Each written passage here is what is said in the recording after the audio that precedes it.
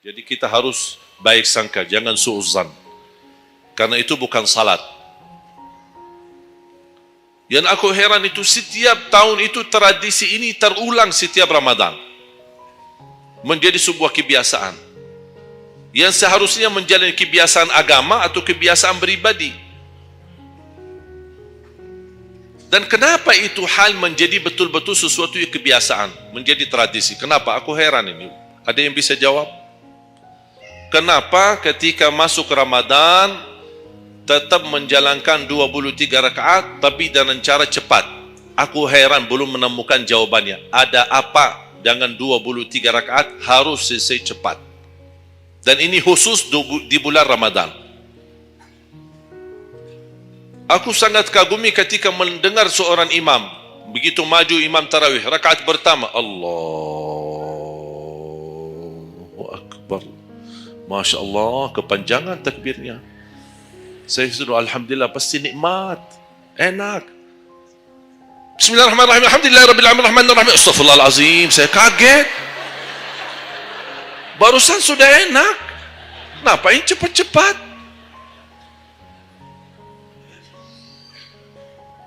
Makanya saya ingat di masa ketika saya di salah satu kampung, ada seorang bapa di samping saya. Saya datang ke masjid, sudah mereka mulai tarawih. Yang aku kasihan bapa di sebelah saya, barangkali usia 80, 90. Gerakannya tidak sama seperti kita. Kan kita masih muda, masih bisa mengejar imam. Habis bacaannya imam, saya tidak bisa mendengar kecuali ujung ayat. Oh, ini Al-Fatihah. Bismillahirrahmanirrahim. An-Na'im. Apa? Alhaakumut takatsur. Allahu Akbar. Sami'allahu liman hamidah. Allahu Akbar. Saya masih ikut. Yang saya kasihan bapa yang di samping saya ini. Begitu imam ruku', bapa kan pelan-pelan, kan begal badannya, sudah tua, fisiknya tidak kuat, turun pelan-pelan, imam sudah sami'allahu liman hamidah. Bapa berdiri lagi, dah jadi ruku' bapa. Bas begitu sujud, kita semua turun sujud. Bapa saya lihat pelan-pelan sambil batu-batu. Turun. Begitu dia sudah mau nyampe, imam sudah rakaat kedua.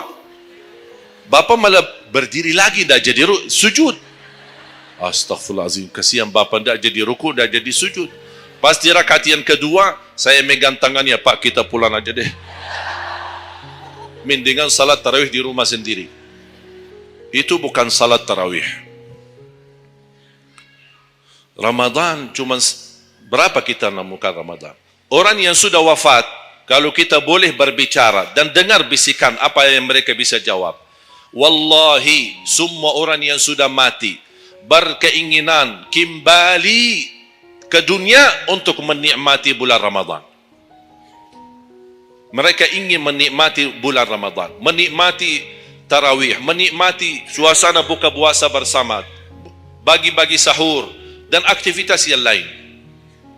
Ini kesempatan, kita masih diberi oleh Allah umur, sehat walafiat, maksimalkan. Tidak semestinya 23, mau 11 boleh, mau 23 boleh, mau seberapa pun tarawihnya, mau salat tahajud di rumahnya, boleh.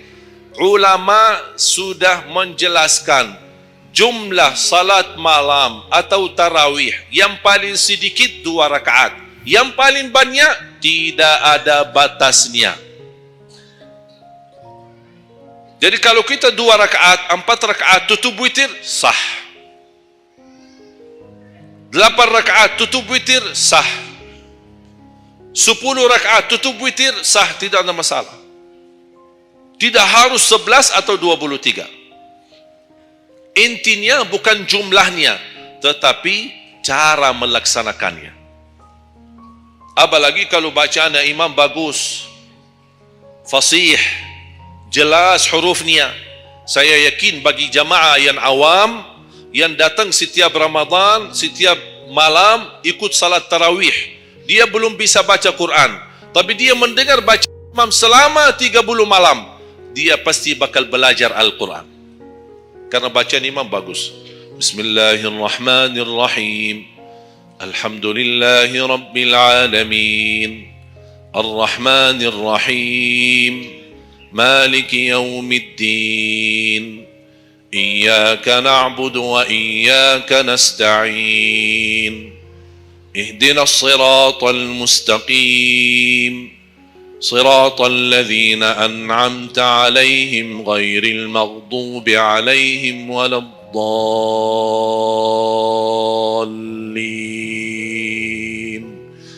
آمين. Kalau tidak dapat manfaat mengikuti salat tarawih di belakang imam yang bacaannya fasih selama 30 hari, anda cuma dapat benarkan bacaan Al-Fatihah, wallahi nikmat. Syukur. Selama 30 malam anda cuma dapat membenarkan bacaan Fatihahmu, sudah luar biasa. Tidak usah bicara ayat yang lain. Hanya Al-Fatihah saja. Kenapa? Tidak sah salat kita tanpa Al-Fatihah. Kata Imam Nawawi, di dalam suratul Fatihah ada 14 tasdid. Ada 14 tasdid. Hurufnya yang ditekan. Ada 14. Tertinggal satu, batal salatnya. Dan Imam Nawawi berikut mazhab Syafi'i. Makanya jamaah sekalian, wajib hukumnya belajar Al-Fatihah, bukan sunnah. Wajib hukumnya belajar surat Al-Fatihah. Perbaiki, benarkan bacaanmu. Karena tergantung Fatihahnya itu salatnya sah atau tidak. Itu tergantung Al-Fatihah. Makanya saya harap mulai dari hari ini anda semua bersungguh-sungguh belajar suratul Fatihah. Jangan anda targetnya mau hafal 30 juz. 30 juz anda hafal tapi tidak benar suratul Fatihah, sia-sia. Tidak ada manfaat. Karena anda baca suratul Fatihah, tidak baca ayat yang lain sama sekali, masih tetap sah salatnya. Karena suratul Fatihah tidak bisa diganti. Kalau anda lupa baca selain suratul Fatihah, ada istilah lupa salah satu kewajiban bisa diganti dengan sujud sahwi. Misal, rakaat pertama baca Al-Fatihah, itu rukun. Lanjut baca ayat pendek. Anda tidak sadar, habis waladdallin, amin, hep, Allahu Akbar. Lupa baca ayat, itu diganti dengan sujud sahwi. Itu kalau di salat wajib. Tapi kalau di salat sunnah, tidak ada wajib atau rukun selain suratul Fatihah. Jadi anda kalau salat sunnah, cuma suratul Fatihah, kemudian takbir, rakaat yang kedua suratul Fatihah, dan kemudian langsung ruku', sah salatnya. Tidak apa-apa. Tidak harus baca surah-surah yang lain. Itu di salat sunnah. Tapi kalau di salat wajib, hukumnya baca Al-Fatihah rukun, hukum baca surah yang lain wajib. Kalau terlupa, diganti dengan sujud sahwi. Sujud sahwi 2 kali sebelum salam. Habis tahiyat, sujud 2 kali, kemudian langsung habis itu salam. Dan habis sujud sahwi tidak bagi tahiyat lagi. Sudah cukup tahiyat yang anda baca. Makanya kembali lagi jamaah sekalian, umur bukan berapa usianya, tapi apa isinya. Makanya Rasulullah SAW bersabda, ni'mal abdus salih man tala umur wa hasun amalu. Sebaik-baik hamba yang salih, yang panjang usianya, tapi baik amalannya. Baik amalannya. Bulan Sya'ban ini sekarang tersisa kurang lebih 14 atau 16 hari. Rasulullah SAW punya kebiasaan puasa Sya'ban full. Sampai kata Siti Aisyah, tidak pernah aku melihat Rasulullah puasa 1 bulan penuh selain bulan Ramadan sebagaimana di bulan Sya'ban. Penuhnya Rasulullah SAW. Bukan nisfu. Setiap datangnya Sya'ban ditanya nisfunya, mana nisfu Sya'ban? Nisfu. Full Sya'ban, puasa saja. Di awal boleh, di tengahan boleh, di akhir boleh. Yang tidak boleh, yang tidak pernah puasa Sya'ban, pas begitu berakhir, mau mendekati Ramadan, seminggu terakhir atau 10 hari terakhir, itu ada sebagian ulama berkata makruh.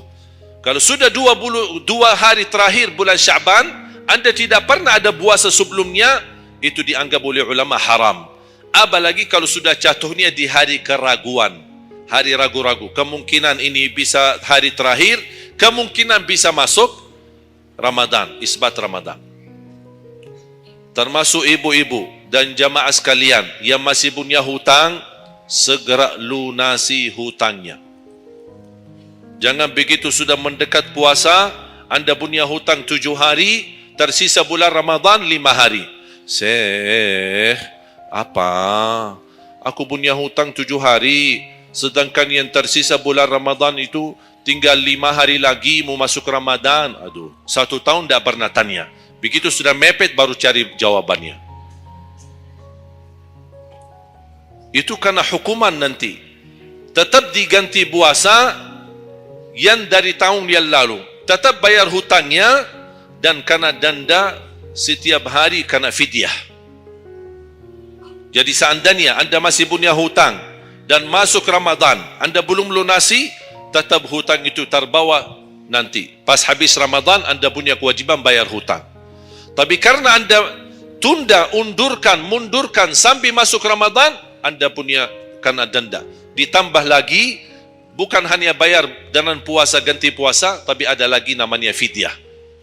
1 hari 1 orang miskin diberikan kecukupan makanan. Makanya kembali lagi, yang punya hutang segera lunasi hutangnya. Masih ada kurang lebih 15 atau 16 hari. Jangan sia-siakan umurmu. Yang kedua, pertanyaan Allah Subhanahu wa taala, wa an syababihi fima ablah. Usia mudahmu, apa yang kamu berjuangkan? Apa yang kamu lakukan? Pertanyaan saya kepada jamaah, usia muda apakah bukan usia dari umur? Bukan sesuatu dari umur? Usia muda bukan sebagian dari umur? Dari total umur? Bukan. Dari total umur. Tapi kenapa Allah bertanya soal umur secara total dan ditanya lagi soal usia mudahmu? Kenapa? Padahal kan sudah cukup. Allah tanya tandaan umurmu. Ditanya lagi tandaan usia mudamu. Kenapa 2 kali ditanya?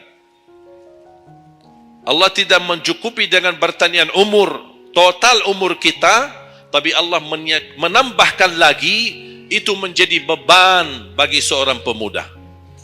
Allah bukan akan tanya total usia umurmu, tapi akan Allah tambah lagi pertanyaannya, apa yang kamu lakukan di usia mudahmu? Usia muda itu menurut saya sangat sensitif.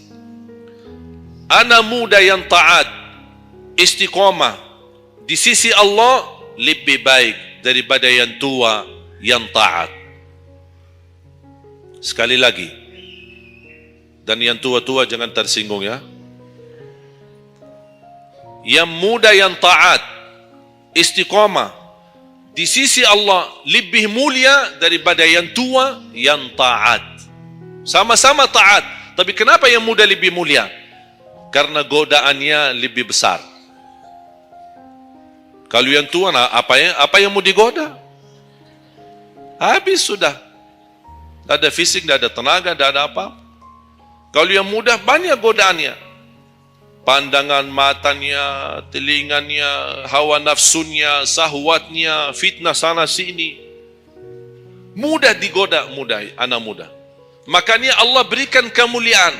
Bahkan salah satu hadis yang sahih, di hari kiamat semua di bawah matahari, cuma 7 golongan yang di bawah naungan Allah.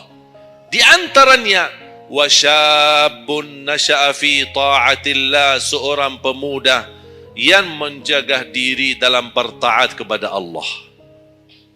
Dia dapat keistimewaan di hari kiamat bersama pemimpin yang adil, bersama seorang laki-laki yang tergantung dengan masjid berapapun usianya.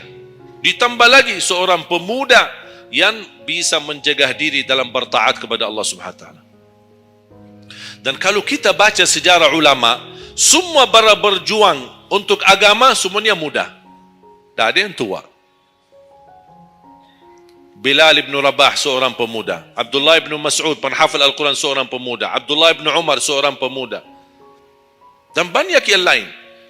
Muhammadul Fatih, yang membebaskan Konstantinia dan memperjuangkan Islam menjadi panglima, masih di bawah usia 21 tahun. Dan banyak sejarah-sejarah. Imam Syafi'i masih sangat muda, bahkan meninggal dunia masih dalam keadaan masih sangat muda, belum sampai usia 50-an tahun. Dan banyak yang lain. Makanya pengaruh bahkan taruhan besar bagi umat Islam itu tergantung pemuda.